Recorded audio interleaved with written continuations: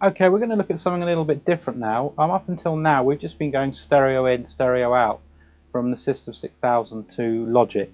For this example, I'm going to show you 3 different engines working totally in parallel with different things going on.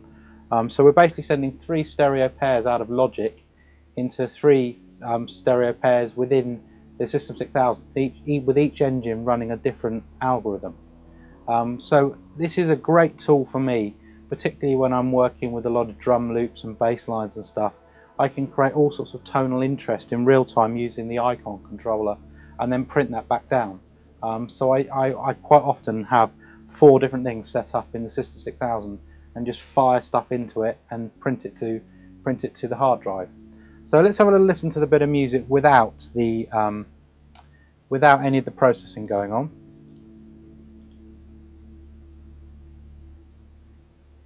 Okay, so this is the track.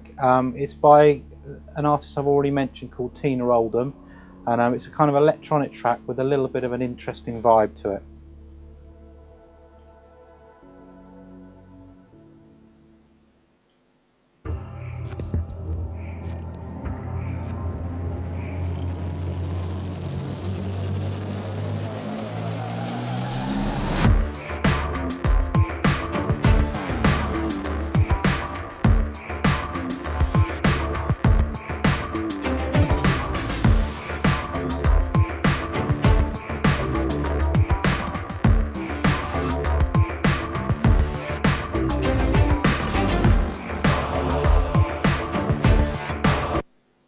So there you can hear the track. What I'm going to show you now is individual parts and what I'm doing with them. So the first thing I'm going to look at is the percussion. This is the percussion track. Let's run 4 of the parts. Here we go. This is it dry. Now for the percussion, I'm using the Nonlin.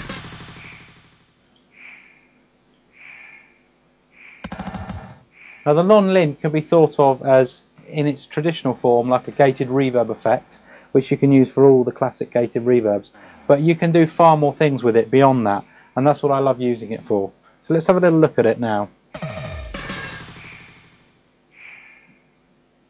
You've got 2 pages to it. You've got the envelope section at the top, which is how you kind of sculpt the sound of the reverb. So if you want that, just kind of, you know, for a snare, you would have a long hold and a very quick release, and you'd get that kind of reverb that held and then stopped. But you can use it for all sorts of rhythmic type effects. So let's have a little play with that now. To change the pre-delay, here we go. Get that kind of breathing effect. Or I might want to do the hold long.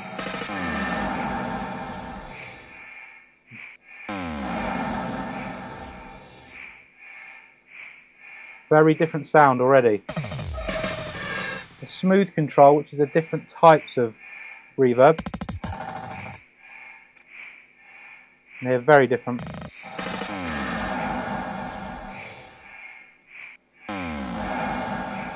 And then the thing that I love the best, which is the twist section, which allows you to put all these great, crazy tonal characteristics to it. So let's have a listen to that.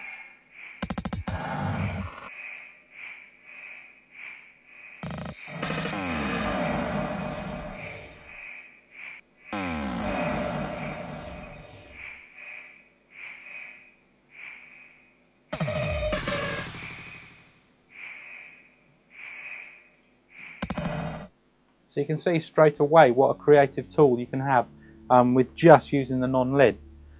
So let's look at the second part now, which is the bass. Now for the bass, I'm using the second engine, and I've gone into a phaser. TC are famous for their phasers and choruses, so it's a great addition to have those at my fingertips on the System 6000. Let's have a little listen to the bass without the phaser.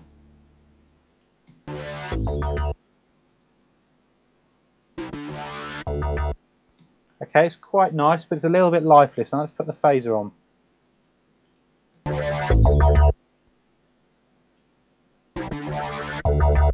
Lovely, it's got a lovely rich sound and a real depth to it. And I've set up the speed on the fader here so I can change the LFO speed.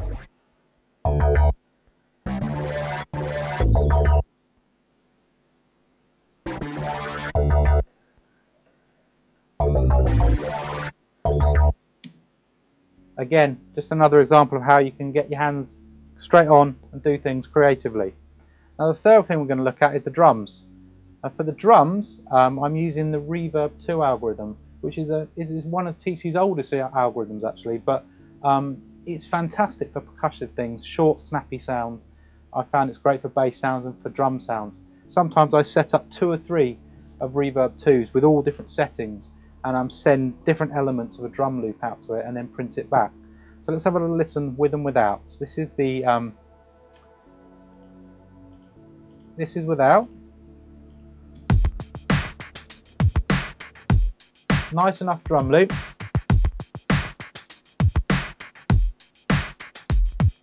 And now let's put it on.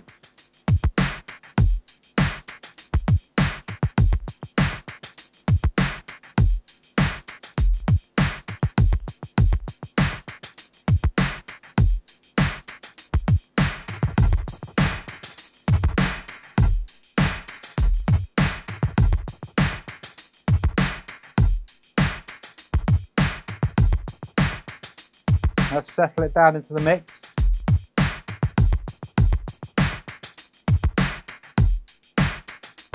Now what I've set up on this is I've set up the size.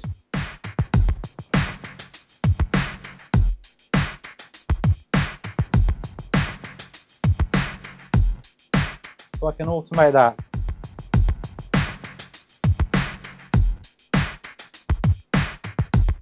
Okay. Now let's hear the whole mix together. Let's hear what it sounds like from the top.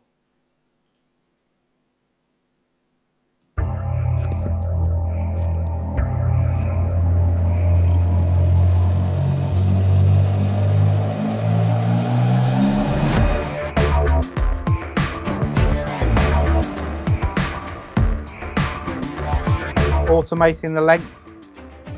Now moving on to the LFO.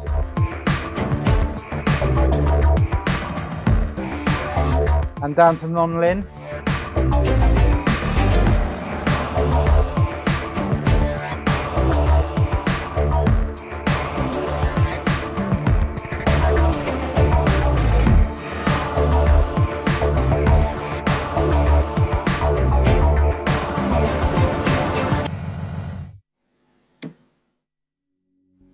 And there you go, some really creative uses for 3 different algorithms all at once, which are the Nonlin, the phaser and the Reverb2.